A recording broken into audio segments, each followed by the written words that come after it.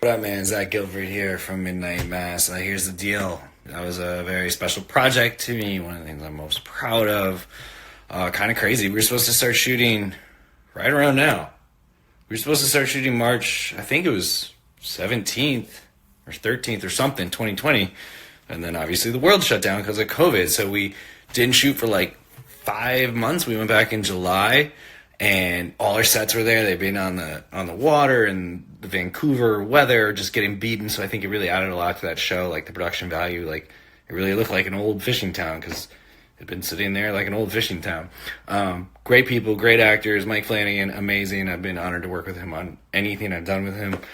It's a hard shoot, pretty emotional, a lot of heavy stuff going on in that show, and I'm glad you like it. But here's the deal.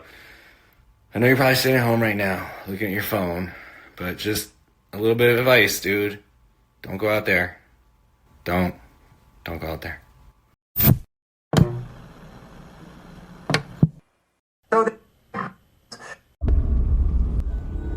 They've conquered the big screen. Now, get ready for the spin-off sure to send chills down your spine.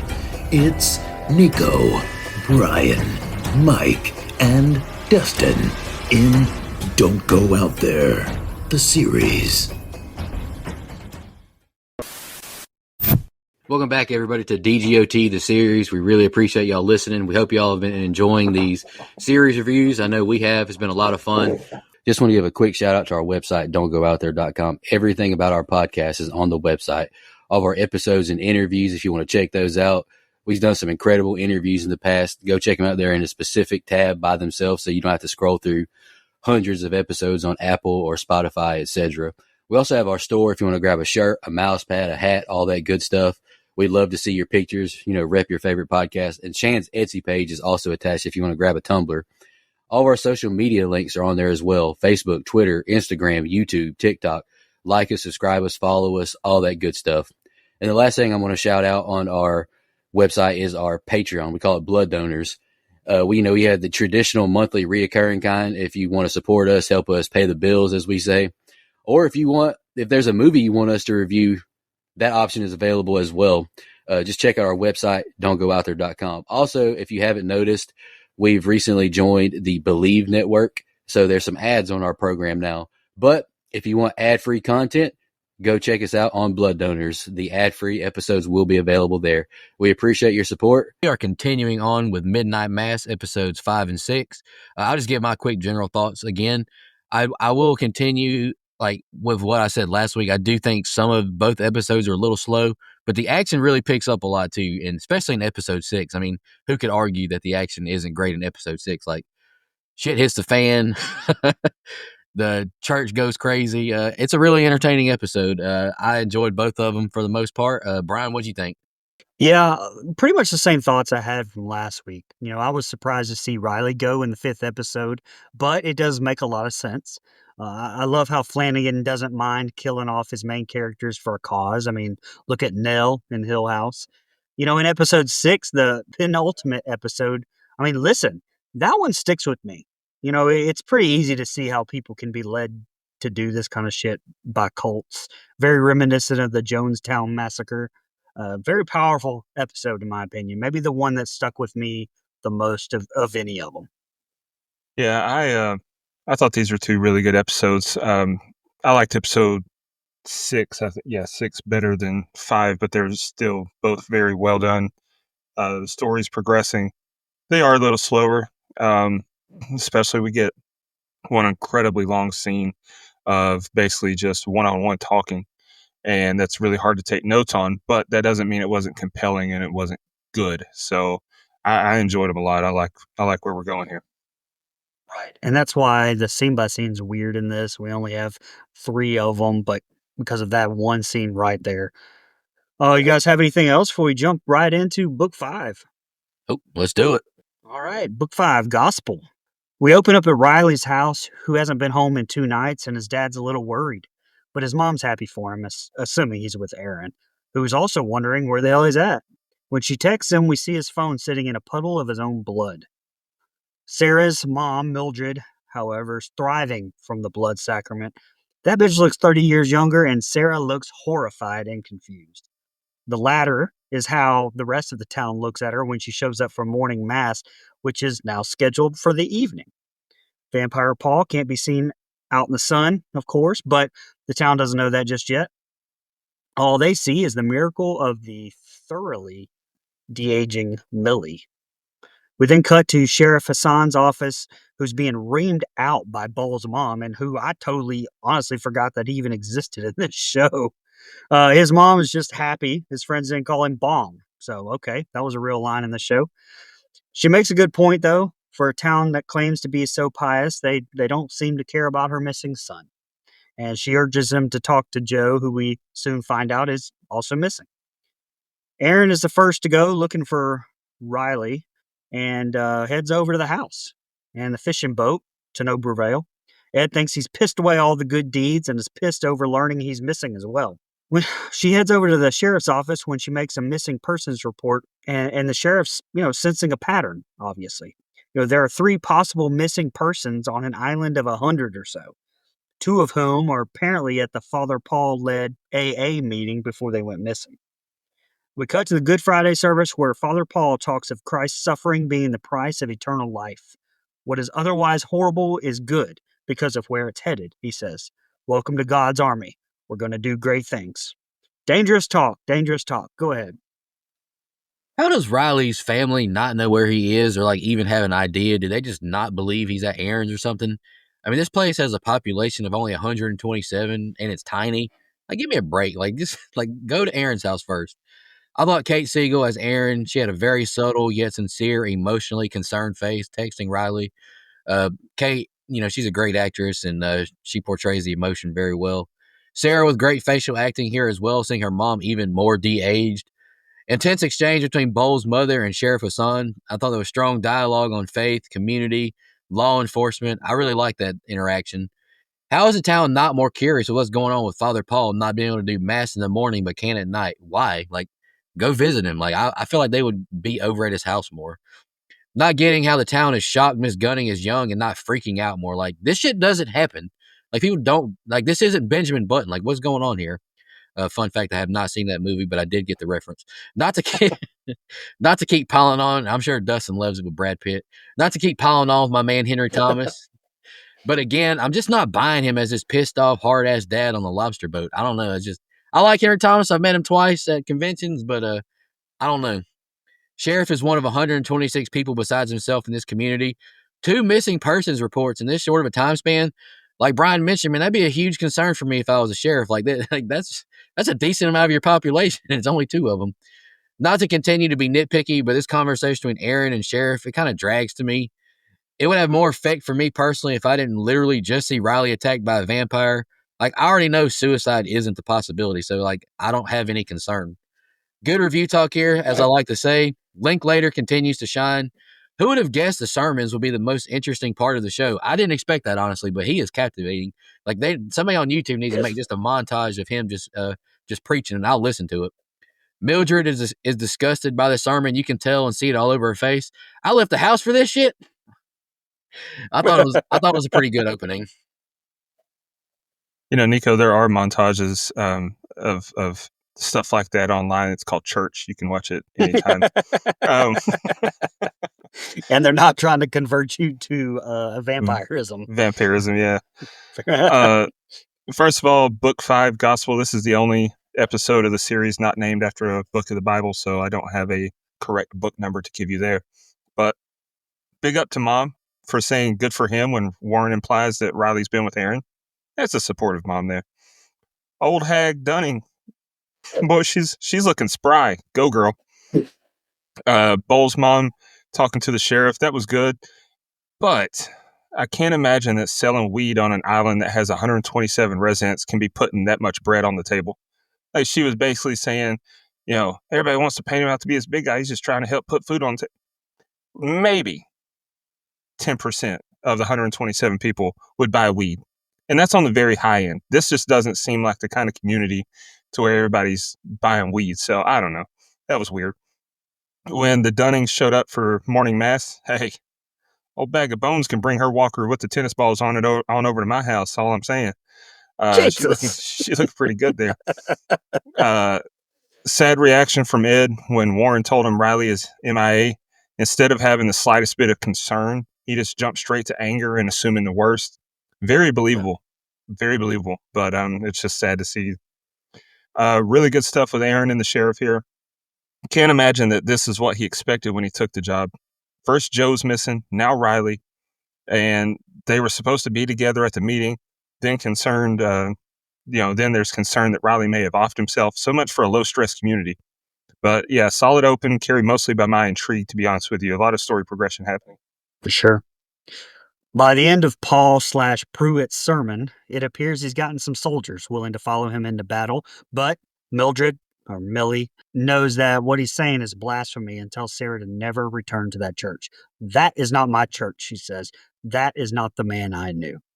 Speaking of not being the man you knew, Riley is also in that boat. When he shows up at Aaron's door in the middle of the night, he reminisces about the night before she ran away, which sounds a lot like his dream. They go out in a boat and watch the sun come up, seemingly recreating the dreamlike memory. While they're out there, he tells her about what happened to him, and we get to see how Father Pruitt, Paul, look, I'm just going to call him Paul, even though I know he's Pruitt, Paul it is. How Father Paul, brings him back to life, telling him death isn't part of God's plan anymore. Riley is pure vampire now. And Father Paul believes that's why Riley came to him last night in the very moment that Angel was there. He had a calling. But Riley dispels that notion by explaining why he was really there. He was there to confront him about Joe's fucking sister. He apologizes for that, but also explains that Joe had to die because he was too far gone. Joe Collie was called home. Nice way of saying he murdered him. Riley loses it a little bit, and then fucking Bev walks in. Paul uses her blood as bait to tell Riley that he believes the urge to drink blood now that they share is God moving through him. Tell him to kill without any guilt, just grace. He has even found a Bible passage to explain why it's okay if he kills. He is doing his will, a soldier of the Lord. The priest believes he and Riley are the same, since they both have killed before. Riley argues that it's a little bit different. His accident wasn't some act of God, but an ordinary tragedy. Father Paul tells him that he, unlike Riley, feels no guilt for killing Joe. And after some back and forth, that I chuckled at some, Riley admits that he's jealous of the priest's ability to move forward. But Paul believes that the accident did happen for a reason. He thinks God's chosen Riley, which might be why Paul fed off Riley's blood. Paul believes this is his redemption, that he will eventually give himself over to quote-unquote God. Bev re-enters with Sturge, voicing her frustration, only to be told it's immaterial, which that's made me laugh. And Sturge bleeds into the cup, and Riley drinks it uncontrollably. Once the sun goes down, he's told he can leave, against Bev's suggestion, of course, but Paul wants him out there spreading the gospel, and he leaves. First off, Godspeed to Brian for doing that scene by scene, because it is like 31 minutes of mostly just them two talking. So finding something to write about was impressive, to be honest. But I love Mildred's reaction leaving the church. She can see through the BS. I'm not sure how more townsfolk aren't seeing it, to be honest with you. You know what this show really needed? It needed a Shane Walsh. But anywho, these people all live, they need a skeptic. These people all live by the YOLO motto, or are they just not scared of the ocean? There's no way in hell am I taking that little rowboat out in the water, especially at night. I don't know if y'all have TikTok and you've ever seen those yo-ho videos. Like these people out in the sea, nah, hell no. Paul casually asking, how are you feeling after what Riley just went through? Dude, that made me laugh so hard. Like, how are you feeling? Dude, I'm not gonna lie, that sent me.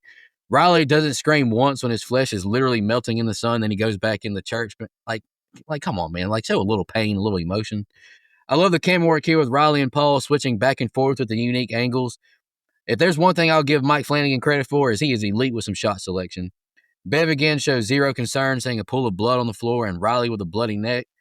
Linklater continues to put on a clinic. Beyond impressive how he goes from reading the word to snapping on Riley, commanding honesty from him. I thought he was fantastic. Honestly, pretty psychopathic behavior to not feel any guilt killing someone, Father Paul. Like, what the hell's wrong with this guy? Sloyan continues to impress as well with how calm she is doing all this bizarre stuff. The communion scene was so well acted by her. No way I would go to mass if I were Riley. I'd be so tired of hearing this man yapping by now. There's no way I'm going to church to hear him talk again. And this set of scenes was over 30 minutes long, like I've mentioned, and I have very little notes. There's a lot of dialogue between Paul and Riley. Was it good? Yes. Was it a little too long? Perhaps. I know Sarah was confused when Mildred said that's not the man she knew. She probably thought Mom was having a senior moment. Like, duh, old hag, that's Paul, that's not John, because she doesn't know his secret. Major turn of events when Riley shows up at Aaron's. He's in there though. She forgot she was even mad at him and hopped on a little rowboat. Man has her in the palm of his hand. I respect it. And I love how it was shot with him saying he wanted to tell her a story and then cutting to black and then to Riley with John at the church. John's eyes were great. They had that eerie glow to them as he's talking to Riley and I guess setting his neck or fixing him, whatever. It was haunting. A real jerk move by John not to lock the door or do something to keep Riley from running out it and melting his skin. Like he knew that would be his reaction. He just let it happen. Great way for John to reveal to Riley who he is and good explanation of why certain people age backwards and others don't seem to. God takes people back to their prime selves is his explanation. I can buy that. That's fine. Pretty cool way to show him seeing Bev's pulse and having the urge to. Really good stuff with John and Riley here. Their talk was powerful and so well acted on both sides. This show does a great job at incorporating scripture into fitting the story Flanagan wants to tell. He knows the stuff, I'll give him that. Just an extremely messed up interpretation of God's word. Just crazy to me that the word vampire never once came to Riley's mind also. Like John calls it an angel, but come on, I know he's seen Twilight. Really good set of scenes, and I'm ready for the finish. Yeah, and Nico, I don't know why you're surprised Riley didn't scream when he got out in the sun. And the man doesn't have soft hands. Come on, give him some respect. He's a sunwalker from way back.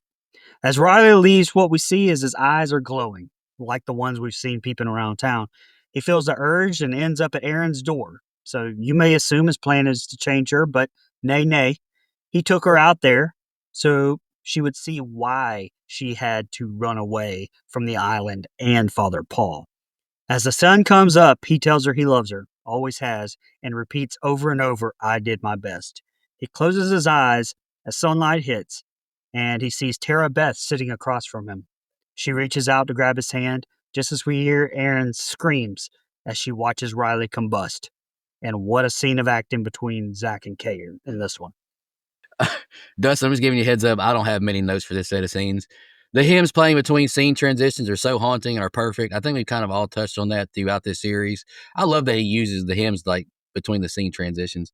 Spooky as hell, Riley hovering his family as they sleep, seeing their necks glowing. First time I watched, I was like, damn, is he about to fucking kill his parents? That might have been kind of cool. I'm not going to lie. I know Dustin cringed seeing Riley tell Erin he loved her. I know he just got the cold sweats. For good measure, Riley sees victim he killed in his mind one last time before he disintegrates. Damn, man. Man couldn't leave in peace, could he? Powerful reaction by Erin as this episode ends. Pretty good, but man, a lot of dialogue filled the episode, but it still wasn't god awful. It was just a lot of talking. Like I'm doing now. Riley's eyes having the glow when he sees the Dunnings leave church. That was great. Such a simple addition, but it's so effective to me. Look how, now, this is something for y'all. Look how ridiculous his parents look lying in that little bed. Come on, man. I didn't notice that. Dude, I am begging Hollywood to be more serious and use realistic size furniture. And I get it. I can't remember who said that it might have been Guy that said it might be so they can fit the camera and stuff. But the camera was at the foot of the bed in this scene. So they could have made that room as wide as they wanted to. Get out of here. Erin is bold on this boat.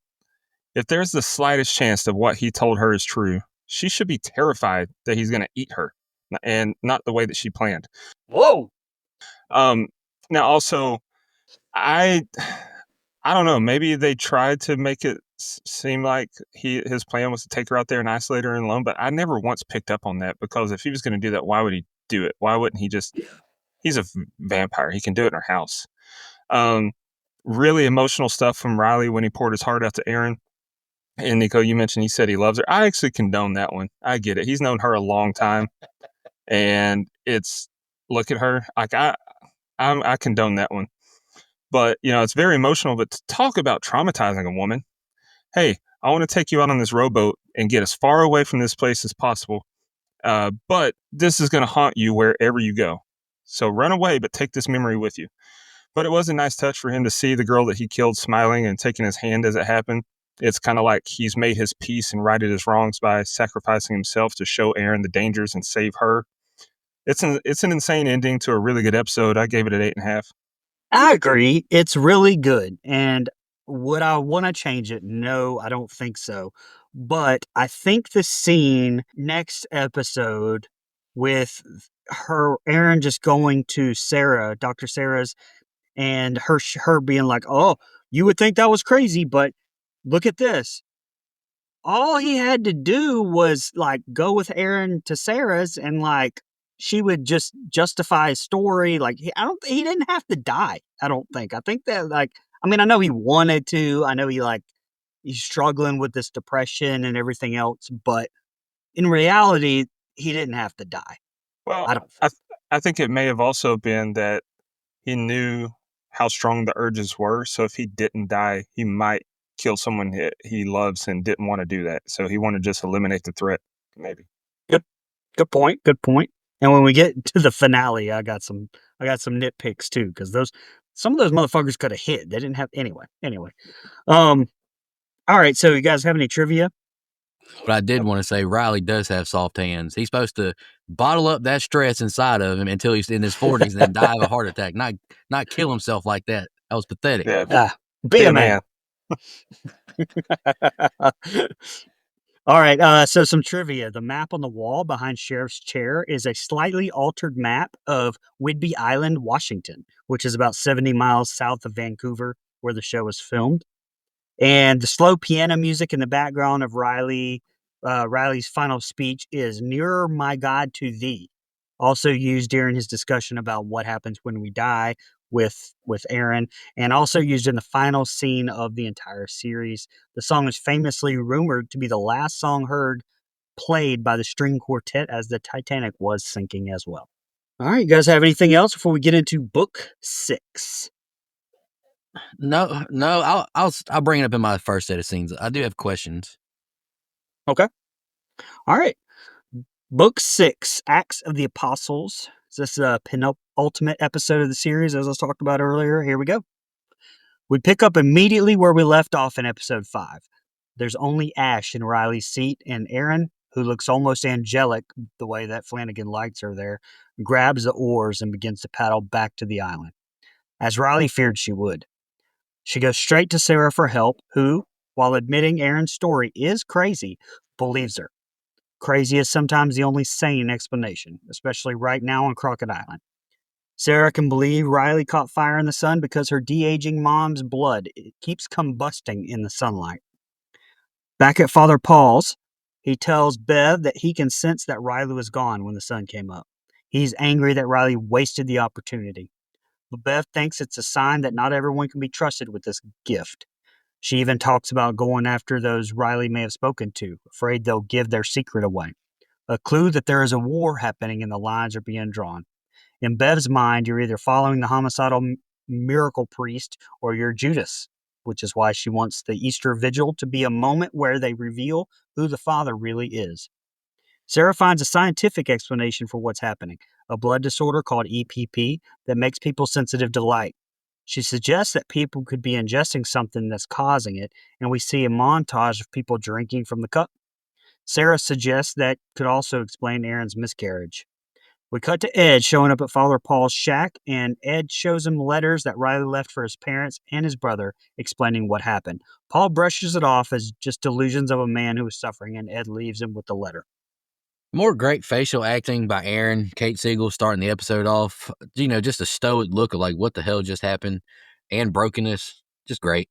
Linklater gives us his Jack Torrance stare as he stands on the porch. Shout out Kubrick. If you listen to our Horror Hot Takes episode, Brian's a big fan of The Shining, so shout out to that. Aaron just leaves the boat in the water, doesn't bring it on land. She doesn't value anyone's property, does she? Jeez. I love that Sarah gives examples of crazy to comfort Aaron, even showing her the blood catching on fire in the sun. How does Mildred de-age this time, though? She didn't seem thrilled with the sermon she just went to.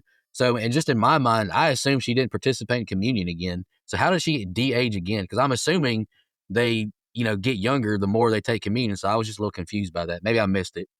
Bev is one of the smoothest talking villains we've ever covered, isn't she? I've already said it once in a previous episode, but she does give me some Lou Bloom vibes. More great facial acting by Kate, processing whatever this blood condition could be that affected her baby in the womb as well. That's got to be tough to process that. I get the blood thing burning up in the sun, but how is Dr. Sarah not questioning what the hell has happened with her mom de-aging so much? Like, there ain't no EPP for de-aging by 60 years, for Pete's sake. And this is what I was talking about.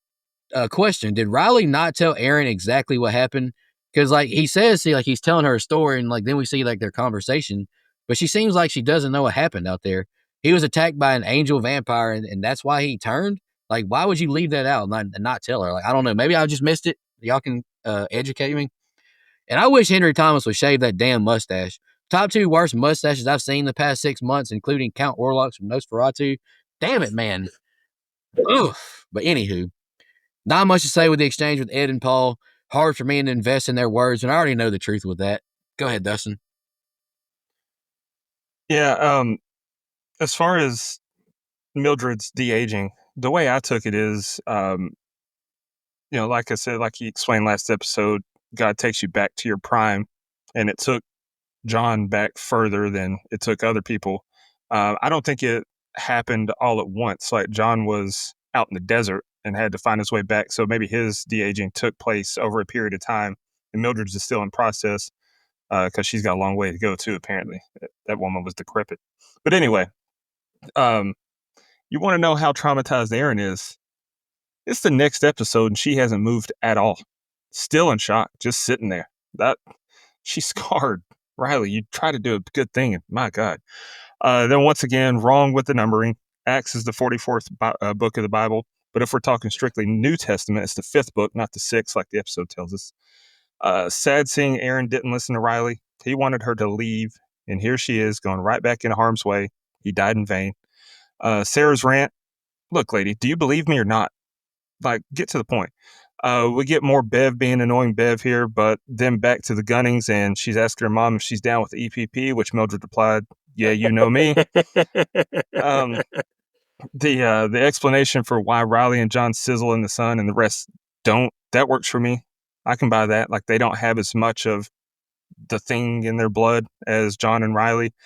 And the explanation for what happened to Aaron's body, that works for me too. So fine, no questions left unanswered for me there. Good stuff with Ed and John here. The concern of a father who's still cold. It's very believable, and I think it was a good open. Now this song stuck in my head, thanks. We're shown Paul opening the letter from Riley, and it rubs him the wrong way. Remember, we are dust, it says, and to dust we shall return. A very literal warning to the preacher. We cut to Riley's, where, in hopes of saving his family, Aaron tells his mom that her son is dead, and she does it so nonchalantly that you kind of understand why Annie doesn't believe her. And speaking of unbelievable, Hassan also isn't sure what to make of Sarah's findings that there is a contagion being spread intentionally through the church. This is obviously not an easy assignment for the Muslim sheriff, who has been nearly shunned by the town and pretty much blows Sarah off. But it starts to feel rather necessary after we're shown Sarah, Aaron, and Millie are told the ferry to the mainland is in the shop by Sturge. So at least Aaron does take Riley's advice some here and tries to leave. Bev and the others are trapping everyone on the island so they don't miss the vigil, of course. The sun goes down and we join Sheriff Hassan as the power goes out as well. He calls Sturge, who feeds him a load of shit, and once he hangs up, he and the mayor discuss taking down the cell tower later to not raise suspicion. I chuckled at Anne saying that's such an odd request. Great line delivery by Kristen Lehman. She hasn't got enough props from us, I don't think. And Aaron, this was a horrible way to break the news to Riley's mother of his passing. Did you practice this? Did you practice it this way in your mind when you did this? Like, geez, I mean, I wouldn't want to break the news either, but it could have been a better way. And why wouldn't Sarah show the sheriff the blood samples burning up in the sun to drive her point home more? Like, I mean, it is some crazy talk, but I mean, you can't deny that shit just happened. And I got a hot take here, but Sheriff's backstory is a waste of time to me, and it takes way too long to get to the point. Like, I get where he's saying, but it took too long for me. Riley just disintegrated in the sun after telling Aaron to run, and now Sturge is conveniently working on all the boats so they can't leave today. Interesting. Beautiful standout nature shot with the sun beaming through the evening clouds. If you're not watching the show with us, you don't know what I'm talking about, but I thought it was fantastic. Robert Eggsword, he should put that in the movie as well. Now the power is out. Nothing fishy going on in this town. And this is something else, since I work at the electric department in my city, the weather's not that bad. Why aren't the town folk more concerned over all their power going out? Like, I don't know, man. Shit's going down in this little town. Yeah, Aaron really, really needs to learn some tact. That is not how you tell someone that a loved one is dead. That's how the cops told me that my dad was dead. And I still want to put hands on the deputy to this day that told me that way. So I can understand Annie's reaction 100%. The sheriff and Sarah Gunning, they're two peas in a pod, man. They both love telling these long, drawn-out stories that somehow remotely relate to their point. It is a heavy story, but God, man, get to the point. Big time cause for concern when the fairies are gone, and then it gets real spooky when the sheriff's lights go out. I didn't have much here, but it is a good set of scenes. We join Aaron, Sarah, and Millie at the dining room table, and we hear that Aaron plans to go to the vigil for Riley. He sacrificed himself to show her what is happening at the church. She has to be there to help, or at least to witness whatever is going on. And after his son tells him that there is some big miracle happening at the vigil, Hassan decides to attend too, and should probably bring his gun. Bev, the mayor, and his family use candles and singing to bring everyone to mass that evening together, and Sturge shuts off the cell tower as promised. Watching the congregation sing their way to the church feels, like I said earlier, very Jonestown Massacre, as Father Paul, in the same gold robe that he wore the first day we met him, reveals that he is the Monsignor back to restore them too. He calls Sturge up to the front. We see in the back as Bev grabs the cup that she has and the cups of Kool-Aid, quote unquote, which is rat poison. He asks Sturge if he is afraid, and before the shit pops off, we will end this set of scenes. Aaron points out now that if the cell towers go out, they're cut off. So why not send some texts out now that they may be in danger? Why not make some calls? Like Sarah's a doctor. Like she's got to have some connections on the mainland, right? I appreciate Sheriff joining his son for mass. I know he didn't want to, but he wants to support his son. Like I do appreciate the father-son dynamic between them two. I thought it was well executed. These folks singing with the candles and going into the church. I'll give Mike Flanagan credit. This is an unsettling scene, to be honest. I cracked up at Paul bringing up the gold chasuble again from when Bev called him out from the beginning. I thought I got a little bit of humor from that. Hell of a reveal to tell the congregation he's been Father Pruitt all along, though. Like, man, these folks are just going along with it, too. Pruitt's latest message is giving cult vibes the way he's phrased everything. Wonder where this is going. How does this concoction work? Angel blood and poison? That's the way to everlasting life? I don't remember reading about it that way. And this is the last thing I've got. We've set this episode for a hell of an ending, and I'm ready to get into it. Go ahead, Dustin. No, Aaron. Riley sacrificed everything to save you. He wanted you to leave, not march right back into the belly of the beast. Sturge cutting the power and the phones. I'll just come out and say it. What a jerk.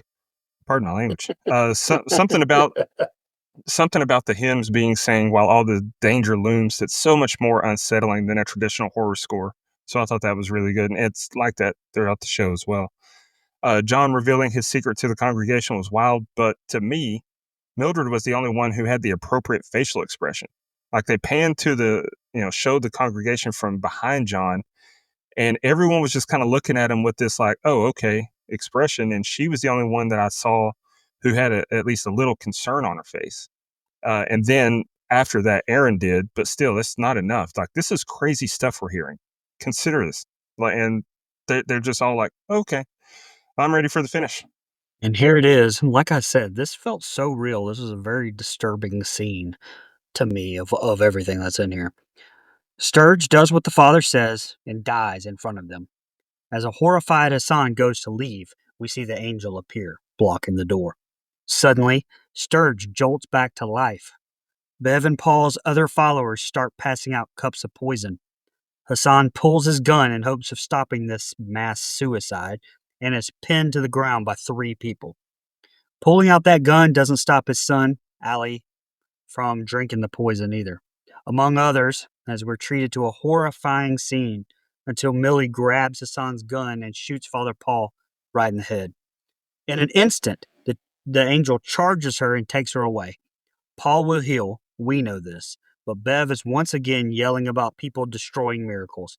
At that moment, the poisoned islanders begin to wake up and they're hungry, which means everyone in that room who is not a vampire is now food. A brawl starts within the church, and a few, Hassan, Aaron, Sarah, Annie, Lisa, and Harrison, are able to escape to the rectory. But this is a new world now, one without death, where the gun Aaron is holding does nothing.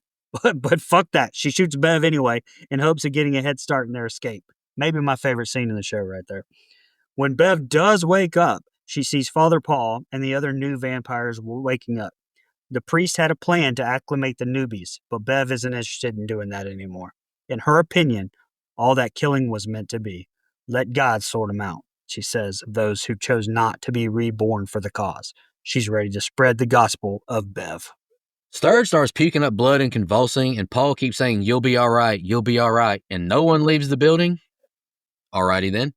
Well, Sheriff tried to split, but the vampire angel, that's what I'm calling it from going forward, is in the building. Let's get it.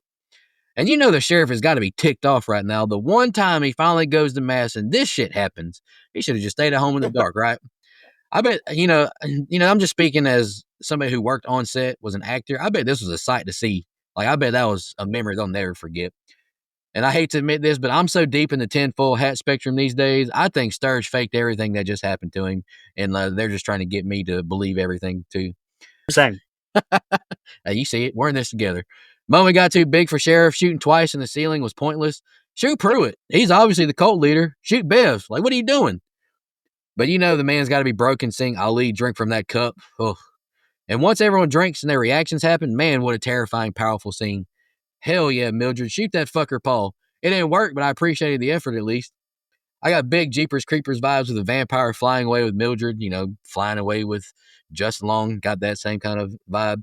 I've been critical of Henry Thomas, but man, it hurt seeing him getting caught and eaten. Man, we just got done watching The Walking Dead, and I just got those same vibes again.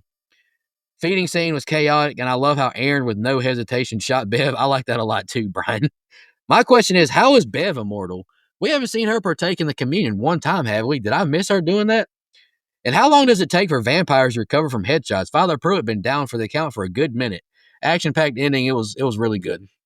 Yeah, I don't think we saw Bev drink from the communion, but I think it's just pretty much understood that she's definitely going to do anything that John says. But when Sturge starts to croak, I bet the sheriff wishes he carried a gun now, wink, wink, especially when the vamp angel was blocking the door. John has led the lambs to slaughter, but oh wait, he did carry. But I don't know. To me, it didn't seem like he knew what to do with his gun, though. He seemed very untrained, which his backstory we got about where he came from, the job he had before this, to me, he just didn't handle that gun like someone with that kind of training. I don't know. Maybe I'm alone. Mildred shooting John was wild, but at least someone took action. Very intense scene when the vampire snatched her up and flew off with her. The eyes glowing was a good effect again, and then chaos ensues. It's open season on the whole congregation. Very emotional scene when Ed was on the menu. And then I cannot tell you how hard I laughed when Bev said, "You could shoot me, but that would just mean I'm 5 minutes behind you." And then when Aaron shot her with no hesitation, she goes, "We have 5 minutes." That was the funniest scene in the entire show. Yes. I agree with you, Brian. That was my favorite scene in the entire show. It was so funny. But this is a very solid ending and set us up for a hot finish to the show. It's a good episode. I gave it an 8 3/4. Absolutely. Well, I'm not hearing a bunch of 10s from you, Dustin, so that means this average is going to be lower than it should be. I can already see it now. It's going to be higher than Hill House, but I said it's my favorite Flanagan, so that's really the only comparison that you need. I got you. Next week's the finale, fellas. I mean, I've heard all 8s from Dustin for each episode, it seems like. I don't think I've heard... Have you given any 7s? I thought it was all 8 so far. This is a 10 series. Well, I'm going to need a 15 in the finale next week to average it out.